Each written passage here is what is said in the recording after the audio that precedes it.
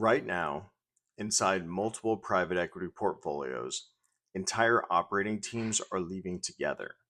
Not one executive, the team. Search mandates that used to specify something very precise, this many years at this platform, at this size, against this growth rate, are quietly widening. Firms are now looking seriously at candidates they wouldn't have considered 18 months ago.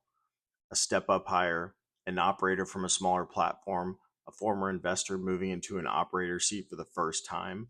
And the competition for this specific kind of talent isn't just rising, it's moving the way a pricing moves when demand for something scarce outruns the supply of it. Here's the question we're sitting with. If this industry decided years ago that operations matter, if budget followed, if headcount followed, if org charts followed, why does the market for the people who actually deliver operations look like it's short? That decision was real. 71% of general partners now say they prioritize operating value creation over financial engineering. That's not posture, that's where the capital actually went. And for most of the industry's history, that would have been a whole story. Decide operations matters, build the team, capability follows capital the way it always has. That's a reasonable belief. It's also until recently most accurately one, except that it's not what reporting window shows. Bloomberg's coverage of the private equity talent market independently corroborated across two consecutive quarters of data from Spire Search Partners, which is the bar this research holds before calling something a finding instead of a rumor, describes something more specific than a hot hiring market. Whole operating teams changing firms simultaneously, mandates broadening to executives who couldn't have cleared the bar a year ago, compensation escalating in a way that doesn't show competitive hiring. One search firm assessment put it more bluntly than this research usually allows itself to quote. The defining constraint of this cycle, not capital, and it's not even deals. Not capital, not deal flow, the people. Here's what makes that finding matter. Not just to whoever is trying to fill the role this quarter, but to every model currently in market. The return math this industry runs on changed in the same reporting cycle. Leverage capped nearly 30 to 40% of the capital structure. The cost of that leverage sitting at 8 to 9%. The path that used to close the gap to 2.5 times return, cheap debt, expanding multiples, those paths narrowed. What's left is organic growth, and the organic growth requirement didn't inch up, it roughly doubled from around 5% to somewhere between 10 and 12. So ask the question plainly, who delivers 10 to 12% organic EBITDA growth? Not a steady state operator, not someone proven a decade ago against a 5% bar, a specific scarcer profile. And the market for that exact profile just told you in the same season that it's short. The bar moved on one clock, the bench moves on another. Building that caliber of operating leadership isn't a budget cycle decision, it's a multi-year pipeline. No firm, however well capitalized, funds its way to a deeper bench on a quarter's notice. That's the mechanism. Two variables, demand for a specific talent profile and the slow, structural supply of people who can meet it, moving on timescales that were never going to stay in sync. Now follow that mechanism into a live deal. Every model in market right now, assuming 10 to 12% organic growth, has an operator attached to it, named or not. That operator is where the free cash flow projection actually lives.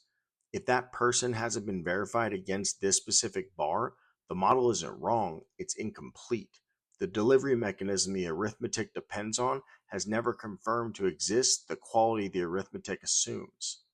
That gap doesn't show up as a line item, it shows up 18 months into a hold, usually attributed to execution, competitive pressure, market conditions, when the more accurate explanation was sitting in the underwriting file the entire time. Nobody verified who is going to deliver the growth.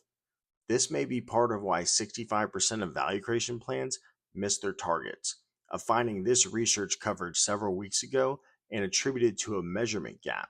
That explanation still holds, but a meaningful share of that number may trace back further than measurement, not to inadequate monitoring, to an operator assumption that was never diligence in the first place. The industry is absorbing shortage in three ways: building in-house teams at scale, renting fractional operators, promoting internal candidates ahead of their track record. Each is a coping mechanism. So here's the question a buyer will ask in diligence, whether your own process asks it yet or not. Who specifically delivers the growth in this model? And what is their verified record of doing this at this rate before now? If the honest answer is a job title instead of a name, the plan is carrying a discount the model hasn't priced. Call it what it is: the unnamed operator discount. This bites hardest where growth has come from operators specifically, the hardest of all middle market sponsors competing for the same shrinking pool as platforms with deeper pockets and stronger names without the ability to simply outbid them. This isn't a hiring story about one portfolio company. It's a pattern sitting across every portfolio currently underwriting organic growth at the new bar. An industry that solved the intent problem and quietly assumed the capability problem would solve itself alongside it. It didn't. Intent and capability were never the same accomplishment. This cycle is simply the first time the distance between them became expensive enough to notice. The industry's operating value creation problem was never only a measurement problem. Whether the plan is working, it is now unmistakably an ownership problem.